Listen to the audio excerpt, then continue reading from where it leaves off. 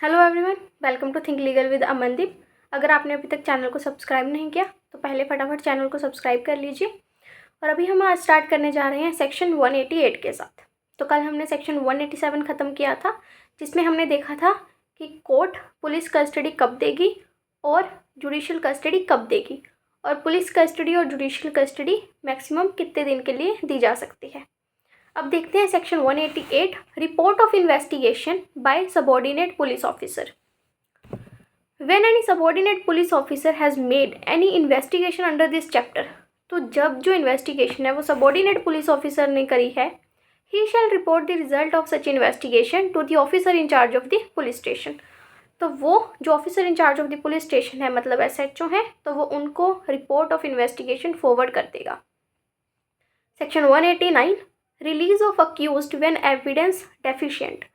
तो जब इन्वेस्टिगेशन हुई उसके बाद अगर जो एविडेंस है वो डेफिशिएंट है, मतलब सफिशिएंट नहीं है कि हम अक्यूज्ड के अगेंस्ट प्रोसीड करें, तो इस केस में जब हमारे पास एविडेंस कम है अक्यूज्ड के अगेंस्ट, तब हम क्या करेंगे। If upon an investigation under this chapter it appears to the officer in charge of the police station that there is not sufficient evidence or reasonable ground of suspicion to justify the forwarding of the accused to the magistrate। अब evidence deficient है, reasonable ground भी नहीं है जिसके base पर हम accused को magistrate के सामने प्रोड्यूस करें। ठीक है, तो उस केस में सच ऑफिसर, ठीक है, सच ऑफिसर मतलब जो ऊपर दिया हुआ है, मतलब officer in charge of the police station, तो वो ऑफिसर क्या करेगा, shall if such person is in custody. अगर अभी तक जो पर्सन है अक्यूज्ड है वो कस्टडी में था तो उसको रिलीज कर देंगे। Release him on his executing a bond और बेल बॉन्ड। रिलीज उसको डायरेक्टली नहीं करेंगे, हम उससे बॉन्ड या बेल बॉन्ड्स भरवाएंगे। As such officer may direct to appear. ठीक है, and if when so required before a magistrate empowered to take cognizance of the offence on a police report and to try the accused और commit him for trial. ठीक है, तो हमने क्या देखा इस सेक्शन में कि अक्यूज्ड की अगेंस्ट इन्वेस्टिगेशन चल रही थी। इन्वेस्टिगेशन के बाद पता चला कि एविडेंस नहीं आया अक्यूज्ड के अगेंस्ट कुछ भी, तो जो एविडेंस है वो डेफिशिएंट है और रीजनेबल ग्राउंड्स भी नहीं है कि अक्यूज्ड को मैजिस्ट्रेट के पास फॉरवर्ड किया जाए। तो उस केस में जो पुलिस ऑफिसर है, officer in charge of the police station, वो उस अक्यूज्ड को रिलीज़ कर देगा, बट उससे बॉन्ड्स और बेल बॉन्ड्स को भरवाएगा। ये बॉन्ड और बेल बॉन्ड इस पर्पज़ के लिए भरवाए जाएंगे ताकि अगर इन फ्यूचर उस अक्यूज्ड के अगेंस्ट कोई प्रोसीडिंग स्टार्ट होती हैं तब वो मैजिस्ट्रेट के सामने प्रोड्यूस हो। तो ये बेल बॉन्ड्स हम उसकी प्रोडक्शन बिफोर दी कोर्ट के लिए भरवा रहे हैं and not for any other reason. Section 190, अब ये है इसका ऑपोजिट। सेक्शन 189 में हमारे पास जो एविडेंस था वो डेफिशिएंट था, कम था। सेक्शन 190 में हमारे पास जो एविडेंस आया इन्वेस्टिगेशन करने के बाद वो सफिशिएंट है, हम अक्यूज्ड के अगेंस्ट प्रोसीडिंग चला सकते हैं, तो हम अक्यूज्ड को मैजिस्ट्रेट के पास फॉरवर्ड करेंगे। पढ़ते हैं इसको। Cases to be sent to magistrate when evidence is sufficient. Subsection 1, if upon an investigation it appears to the officer in charge that there is sufficient evidence और reasonable ground, such officer shall forward the accused under custody to the magistrate empowered to take cognizance of the offence upon a police report to try the accused or commit him for trial, or if the offence is bailable the accused is liable to give security shall take security for his appearance before such magistrate on a day fixed and his attendance may day to day before such magistrate until otherwise directed। तो इस case में investigation के बाद पता हमारे पास जो evidence आया वो सफिशिएंट है, रीजनेबल ग्राउंड भी है ये मानने की कि हाँ इसी पर्सन ने जो ऑफेंस है वो कमिट किया है। तो अब वो पर्सन कस्टडी में है तो उसको मैजिस्ट्रेट के सामने प्रोड्यूस करेंगे। बट अगर जो ऑफेंस है जिसके लिए उसको कस्टडी में रखा गया था अभी तक इन्वेस्टिगेशन के दौरान, वो ऑफेंस बेलेबल है और जो पर्सन है वो अक्यूज्ड वो बेल देने के लिए रेडी भी है, तो हम उससे बॉन्ड्स और बेल बॉन्ड्स को भरवा लेंगे ताकि जो मैजिस्ट्रेट के सामने जब ट्रायल स्टार्ट होगा तो इस अक्यूज्ड की प्रेजेंस को इंश्योर किया जा सके। ठीक है, तो हम जो सेक्शन 189 में नहीं कर रहे थे वो हम सेक्शन 190 में कर रहे हैं। वहाँ पर हम अक्यूज्ड को रिलीज़ कर रहे थे, यहाँ हम अक्यूज्ड को रिलीज़ नहीं कर रहे, हम यहाँ उसको मैजिस्ट्रेट के सामने प्रोड्यूस कर रहे हैं। अगर ऑफेंस बेलेबल है तो जो पुलिस है वो खुद से बेल दे सकती है अक्यूज्ड को और फिर बाद में मैजिस्ट्रेट के सामने उसको बुलाया जाएगा, अपीयर होने के लिए कहा जाएगा कि इतनी डेट को इतने बजे आप मैजिस्ट्रेट के सामने अपीयर होंगे। Provided that if the accused is not in custody, अगर अक्यूज कस्टडी में था नहीं, ठीक है। जो सब सेक्शन 1 है वो तब लग रहा है जब इन्वेस्टिगेशन के दौरान अक्यूज कस्टडी में था। बट अगर इन्वेस्टिगेशन तो चल रही थी बट अक्यूज कस्टडी में नहीं था, पुलिस ने अक्यूज को अरेस्ट नहीं किया था, तब the police shall take security from such person for his appearance before the magistrate and the magistrate to whom such report is forwarded shall not refuse to accept the same on the ground that the accused is not taken in custody। तो accused को जब investigation चल रही थी तब arrest नहीं किया, उसके बाद इन्वेस्टिगेशन ख़त्म हो गई। इन्वेस्टिगेशन में पता चला कि जो अक्यूज्ड है उसके अगेंस्ट रीजनेबल ग्राउंड्स हैं, एविडेंस सफिशिएंट है, तो मैजिस्ट्रेट को रिपोर्ट भेजी जाएगी। तो अभी जो मैजिस्ट्रेट हैं वो सिर्फ इस बेस पर रिपोर्ट को एक्सेप्ट करने से मना नहीं करेंगे कि जो अक्यूज्ड है उसको कस्टडी में नहीं लिया गया, ठीक है। तो चाहे अक्यूज्ड कस्टडी में है चाहे अक्यूज्ड कस्टडी में नहीं है, बट वो रिपोर्ट को एक्सेप्ट करेंगे। लेकिन अगर पर्सन को अरेस्ट नहीं किया गया तब उससे सिक्योरिटी ज़रूर ली जाएगी ताकि मैजिस्ट्रेट के सामने उसकी प्रेजेंस को इंश्योर किया जा सके। Subsection 2, when the officer in charge of a police station forwards an accused person to a magistrate or takes security for his appearance before such magistrate under this section, he shall send to such magistrate any weapon or other article which it may be necessary to produce before him, and shall require the complainant and so many persons who appear to such person be acquainted with the facts and circumstances of the case as he may think fit, to execute a bond to appear before the magistrate as thereby directed, and prosecute or give evidence in the matter of the charge against the accused। तो अब अगर investigation के time accused custody में था तो उसको magistrate के सामने प्रोड्यूस किया जाएगा। अगर कस्टडी में नहीं था तो उससे बॉन्ड भरवाए जाएंगे ताकि मैजिस्ट्रेट के सामने उसकी प्रेजेंस को इंश्योर किया जा सके। बट अगर कोई वेपन है या कोई अदर मटेरियल है, कोई आर्टिकल है जो कि पुलिस ऑफिसर को लग रहा है कि उसको भी प्रोड्यूस करना रिक्वायर्ड है, जो कि इन्वेस्टिगेशन में उनको पता चला, मिला या रिलेटेड विद द ऑफेंस है, तो वो उसको भी प्रोड्यूस कर देंगे। उसके अलावा जो कंप्लेनेंट हैं और कंप्लेनेंट के विटनेसेस हैं, मतलब कि अक्यूज्ड के अगेंस्ट जितने भी विटनेसेस हैं उन सब से भी जो पुलिस ऑफिसर है वो बॉन्ड भरवा सकते हैं इस चीज़ के लिए, ताकि जब ट्रायल चलेगा अक्यूज्ड के अगेंस्ट तब उनकी एज अ विटनेस अटेंडेंस को सिक्योर किया जा सके। तो कंप्लेनेंट से भी बॉन्ड सिक्योरिटी भरवाई जा सकती है और जो विटनेसेस हैं उनसे भी सिक्योरिटी भरवाई जा सकती है। Subsection 3, if the court of the chief judicial magistrate is mentioned in the bond, such court shall be held to include any court to which such magistrate may refer the same for inquiry or trial, provided reasonable notice of such reference is given to such complainant or persons। तो जब bond भरते हैं तो उस पर court का नाम लिखा होता है कि ये बॉन्ड किस कोर्ट के लिए है। तो अगर बॉन्ड के ऊपर कोर्ट का नाम लिखा हुआ है चीफ जुडिशियल मैजिस्ट्रेट, तो उसका मतलब ये होगा कि चीफ जुडिशियल मैजिस्ट्रेट ने अगर फर्दर किसी मैजिस्ट्रेट को वो फाइल भेज दी, ठीक है, तो फिर जिस मैजिस्ट्रेट को भेजी है वो यही समझा जाएगा जैसे कि जो बॉन्ड है और बेल बॉन्ड है वो उस मैजिस्ट्रेट के नाम के भरे गए हों, ठीक है। Subsection 4, the officer in whose presence the bond is executed shall deliver a copy thereof to one of the persons who executed and shall then send to the magistrate the original with his report। तो जिस officer की presence में bond भरे गए हैं वो उसकी एक कॉपी को उस पर्सन को देगा जिसने कि बॉन्ड को एग्जीक्यूट किया है, और उसके बाद एक कॉपी मैजिस्ट्रेट को भेज देगा with the original with his report. तो यहाँ पर जिस ऑफिसर की बात हो रही है दैट इज़ पुलिस ऑफिसर, कि पुलिस ऑफिसर ने जिसने बॉन्ड भरवाई वो क्या करेगा, ओरिजिनल बॉन्ड को अपनी रिपोर्ट के साथ मैजिस्ट्रेट को भेज देगा, जिस पर्सन ने बॉन्ड को एग्जीक्यूट करा है उसको उसकी एक कॉपी दे देगा, ठीक है। Section 191, complainant and witnesses not to be required to accompany police officer and not to be subject to restraint। No complainant or witness on his way to any court, ठीक है। तो जब भी कोई कंप्लेनेंट और विटनेस कोर्ट जा रहे हैं तो उनको पुलिस को अकम्पनी करना रिक्वायर्ड नहीं है। ये नहीं है कि वो पुलिस के साथ ही कोर्ट जाएंगे, ठीक है। और shall be subjected to unnecessary restraint, ये नहीं है कि उनको हैंडकफ करके लेके जाया जाएगा या पुलिस की कस्टडी में उनको लेके जाया जाएगा, ठीक है। वो कंप्लेनेंट और विटनेसेस हैं, उनको प्रूव करना है case against the accused person, वो खुद अक्यूज्ड नहीं है। ये सारी जो रेस्ट्रेंट है या पुलिस को अकम्पनी करना है, ये सारी चीज़ें अक्यूज्ड के लिए होती है जबकि वो पुलिस कस्टडी में हो। कंप्लेनेंट और विटनेसेस के लिए ये प्रोविज़न नहीं है। और required to give any security for his appearance other than his own bond, तो कंप्लेनेंट और विटनेसेस से जो हम सिक्योरिटी लेंगे वो सिक्योरिटी सिर्फ उनकी पर्सनल बॉन्ड होंगे, हम उनसे श्योरिटी बॉन्ड्स नहीं लेंगे। तो इस चीज़ को ध्यान रखना है, this is important. Provided further that if any complainant और विटनेस रिफ्यूजेज टू अटेंड और एग्जीक्यूट अ बॉन्ड, अगर कंप्लेनेंट और विटनेस ने बॉन्ड एग्जीक्यूट करने से मना कर दिया एज डायरेक्टेड इन सेक्शन 190, हमने सेक्शन 190 में बॉन्ड भरवाया उनसे, then the officer in charge of the police station may forward him custody to the magistrate. तो जो कंप्लेनेंट और विटनेस मना कर रहा है एग्जीक्यूट करने के लिए बॉन्ड, तो पुलिस ऑफिसर उस कंप्लेनेंट और विटनेस को मजिस्ट्रेट के सामने प्रोड्यूस कर सकता है। Who may detain him in custody, फिर मजिस्ट्रेट उनको कस्टडी में डिटेन करने के ऑर्डर्स पास कर सकते हैं until he execute such bond, जब तक कि वो पर्सन बॉन्ड को एग्जीक्यूट नहीं कर देता, और until the hearing of the case is completed, और जब तक कि जो केस है उसकी जो हियरिंग है वो ख़त्म नहीं हो जाती।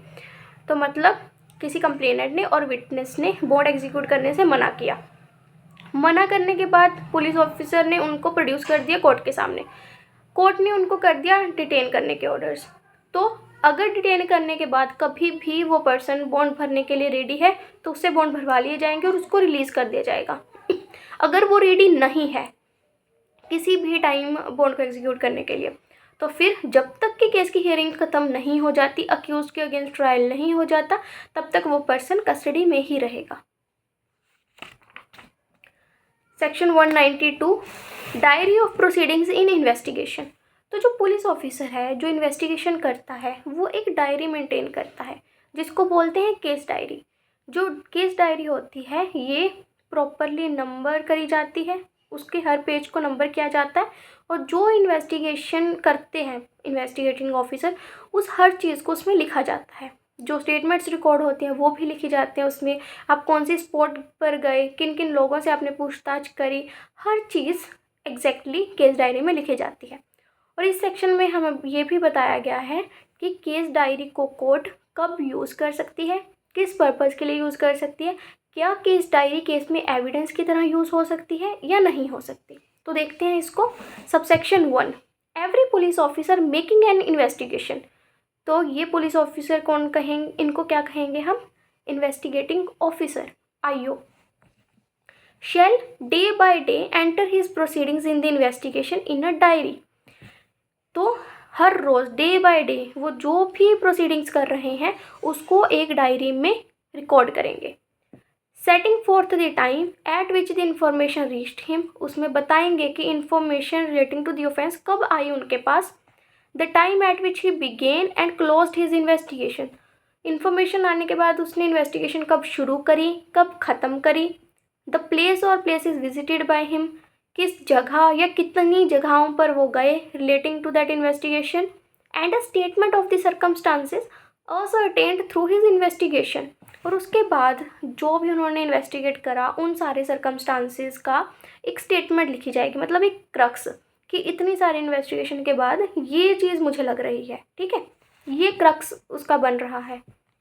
Subsection 2 the statement of the witness is recorded during the course of investigation under section 180 shall be inserted in the case diary. तो 180 में हमने पर्सन्स को जो भी की फैक्ट्स एंड सर्कमस्टांसेस के साथ अक्वेंटेड थे उनकी स्टेटमेंट्स को रिकॉर्ड करा था, तो वो जो स्टेटमेंट्स हमने 180 में रिकॉर्ड करी थी वो भी केस डायरी में लिखी जाएंगी। Subsection 3 the diary shall be a volume and duly paginated. ठीक है, तो वो बंधी हुई होगी और उसको ड्यूली पेजिनेट करा जाएगा, मतलब पेज नंबर लिखे जाएंगे हर पेज पर।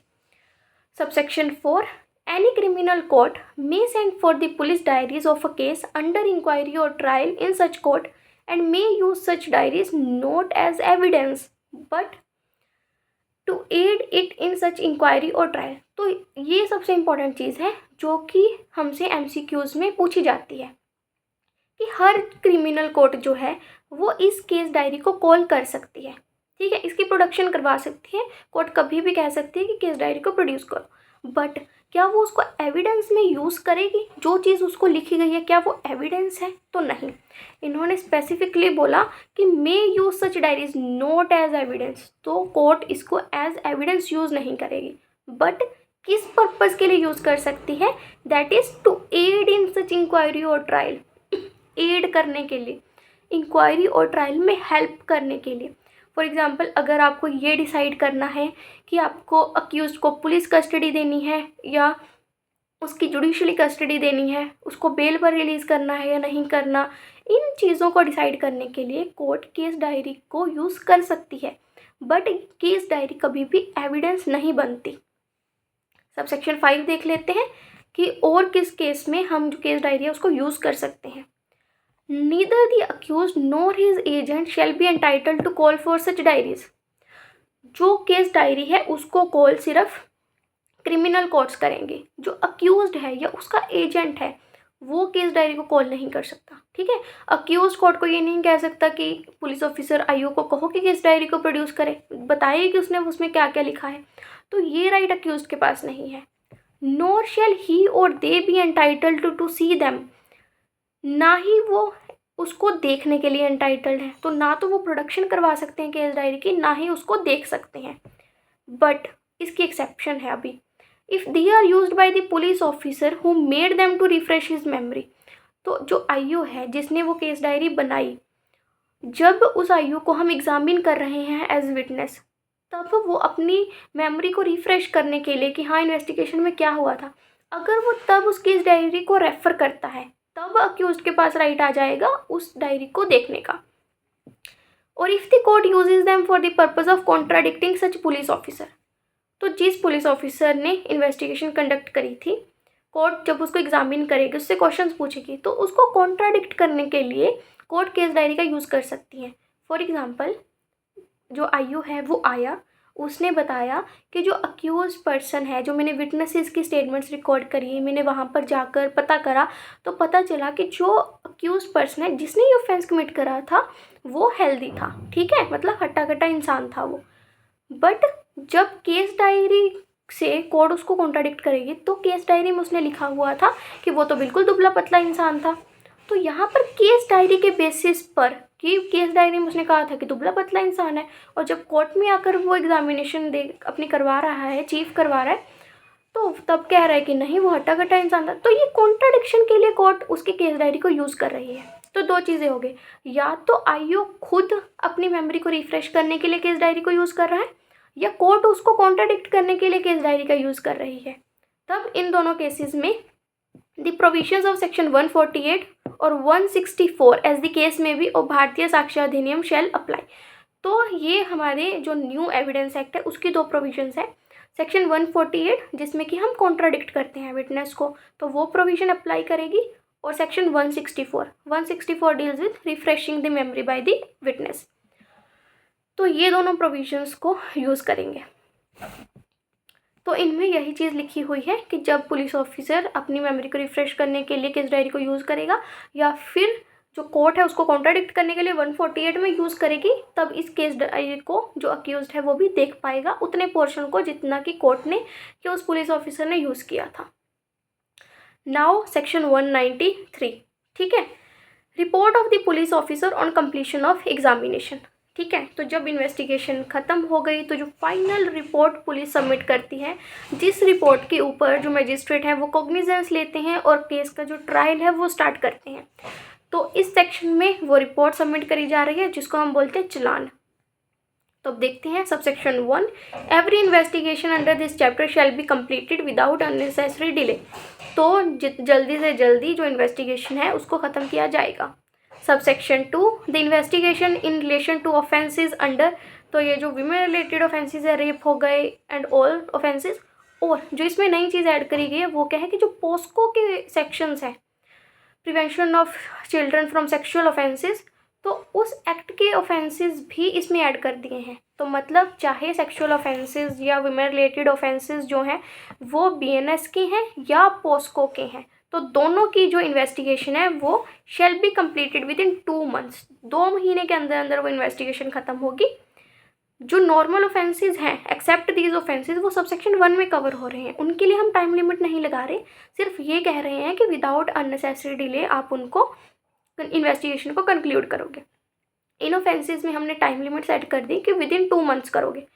2 मंथ्स कब से स्टार्ट होंगे, from the date on which the information was recorded by the officer in charge of the police station. तो जिस दिन इन्फॉर्मेशन रिकॉर्ड करी पुलिस ऑफिसर इंचार्ज ने, उस दिन से लेकर 2 महीने के अंदर अंदर आपको ये फाइनल रिपोर्ट जो है वो सबमिट करनी है, इन्वेस्टिगेशन आपको कंक्लूड करनी है।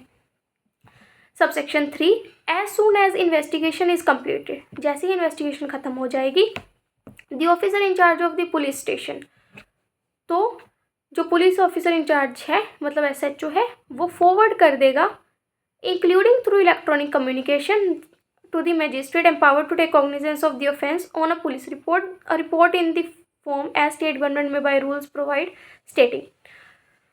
तो जैसे इन्वेस्टिगेशन खत्म हो गई, जो SHO है वो रिपोर्ट को मैजिस्ट्रेट को फॉरवर्ड कर देगा।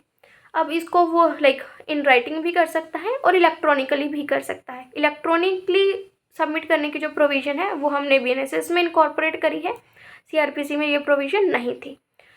तो ये जो रिपोर्ट है, इस रिपोर्ट में क्या क्या चीज़ें वो मेंशन करेगा। पहली चीज़, नेम ऑफ द पार्टीज, कि कौन कंप्लेंटेंट है, कौन अक्यूज्ड है, दोनों चीज़ें। नेचर ऑफ द इन्फॉर्मेशन, क्या इन्फॉर्मेशन आई उसके पास। Names and the persons who appear to acquainted with the circumstances of the case, कौन से लोग हैं जो इस ऑफेंस के रिलेटेड जिनको नॉलेज थी, ठीक है, they were acquainted with the facts of the case. D, whether any offence appears to have committed and if so by whom, क्या उसकी इन्वेस्टिगेशन के अकॉर्डिंग कोई ऑफेंस हुआ है, कोई ऑफेंस बन रहा है, अगर हाँ तो किसके द्वारा वो ऑफेंस किया गया है। Whether the accused has been arrested, जो अक्यूज्ड है उसको अरेस्ट किया या नहीं, हाँ या ना, तो वो दोनों चीज़ें लिखी जाती हैं वहाँ पर। Whether the accused has been released on his bond और बेल बॉन्ड, तो अगर अक्यूज कस्टडी में नहीं है तो क्या उसको बेल बॉन्ड पर या बॉन्ड पर रिलीज़ किया गया। Whether the accused has been forwarded in custody under section 190, तो क्या उसको 190 के अकॉर्डिंग कस्टडी में रखा गया। H, whether the report of medical examination of the women has been attached where investigation relates to an offence under 64, 65, 66, तो अगर rape victim है तो क्या उसकी मेडिकल एग्जामिनेशन करवाई गई। The sequence of custody in case of electronic device, तो अगर कोई इलेक्ट्रॉनिक डिवाइस है, फॉर एग्जांपल कोई पेन ड्राइव थी, तो उसका कस्टडी का सीक्वेंस क्या था कि ये पेन ड्राइव आपके पास किस कस्टडी से आई, फिर फॉर एग्जांपल वो आई IO की कस्टडी में, IO के बाद क्या उसने कस्टडी चेंज करी, IO ने उसको क्या पता फिर बाद में officer in charge of police station को दिया हो, तो वो कितने हैंड्स में चेंज हुई, किस किस की कस्टडी में वो जो इलेक्ट्रॉनिक डिवाइस है वो गई, उसका सीक्वेंस लिखोगे, पहले इसके पास थी, फिर इसके पास थी, फिर इसके पास थी, ऐसे।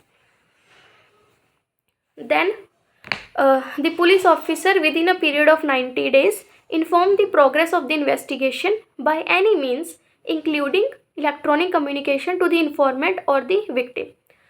तो ये भी न्यू प्रोविजन है कि जो इन्फॉर्मेंट है या विक्टिम है जिसने पुलिस को इन्फॉर्मेशन दी थी regarding that offence, police officer उसको विद इन 90 days बताएगी कि इन्वेस्टिगेशन में क्या प्रोग्रेस हुई, क्या चीज़ें पता चली, कहाँ तक इन्वेस्टिगेशन पहुँची। तो ये न्यू प्रोविजन ऐड करी गई है। The officer shall also communicate in such manner as the state government may by rules provide the action taken by him to the person, if any, by whom the information relating to the commission of an offence was given। तो जो informant है जैसे कि state government rules बना देगी, उनको follow करते हुए पुलिस ऑफिसर उसको सब कुछ ये चीज़ें बताएगा कि जो उसने इन्फॉर्मेशन दी थी regarding the commission of an offence, उसके रिगार्डिंग क्या एक्शन उसने लिया है। Subsection 4, where a superior officer of police has been appointed under this section, under section 177, तो अगर सुपीरियर ऑफिसर को अपॉइंट करा गया था सेक्शन 177 में, the report shall in any case in which the state government may by general or special order so direct be submitted through that officer।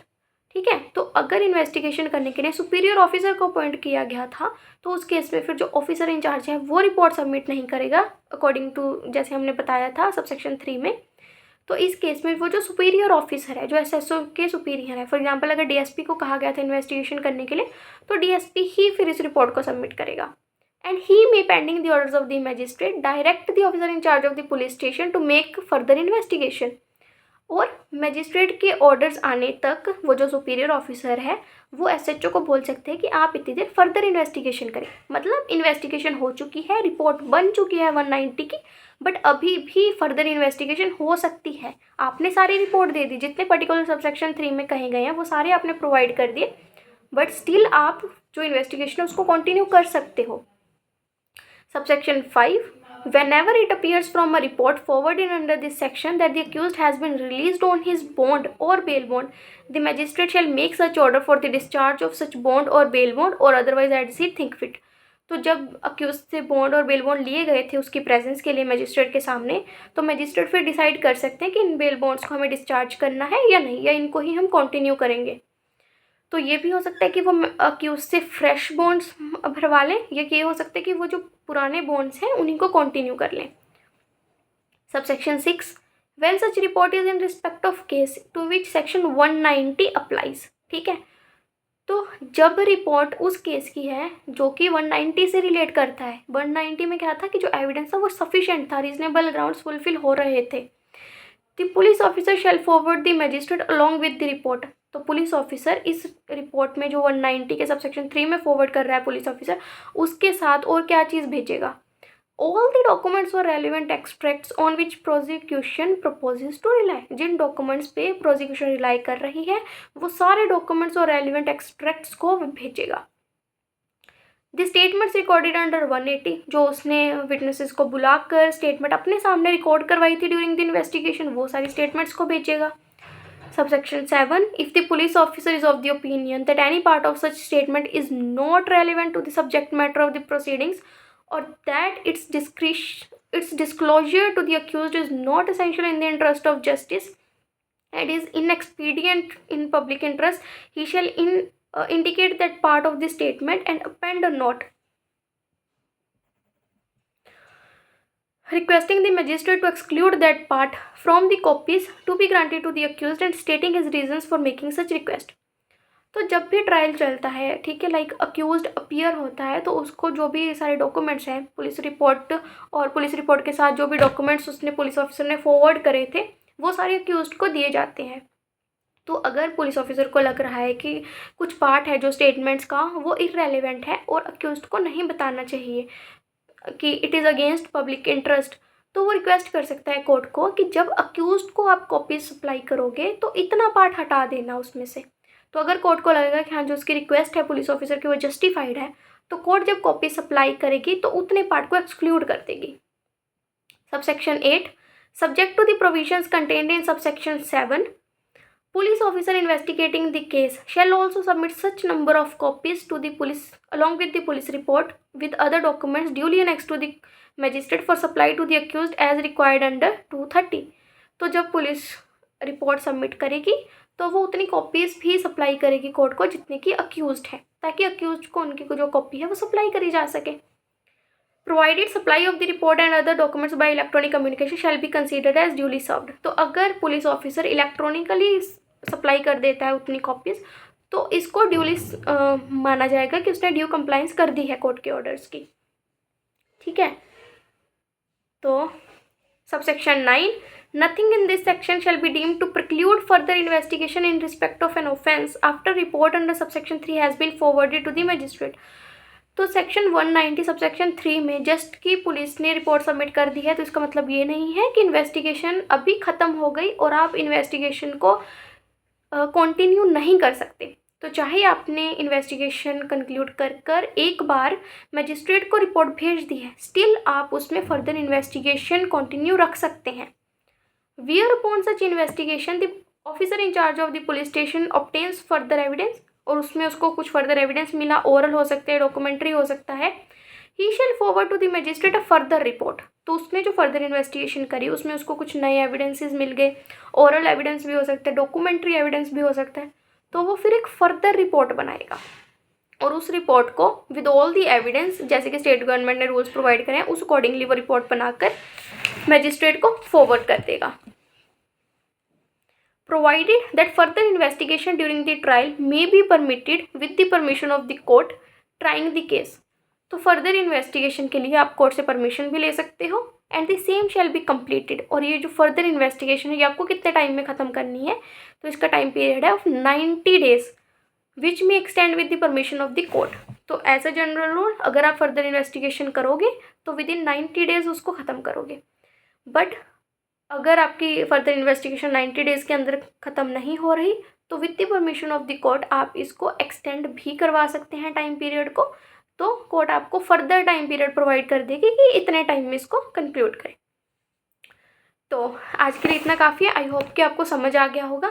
Thank you so much guys.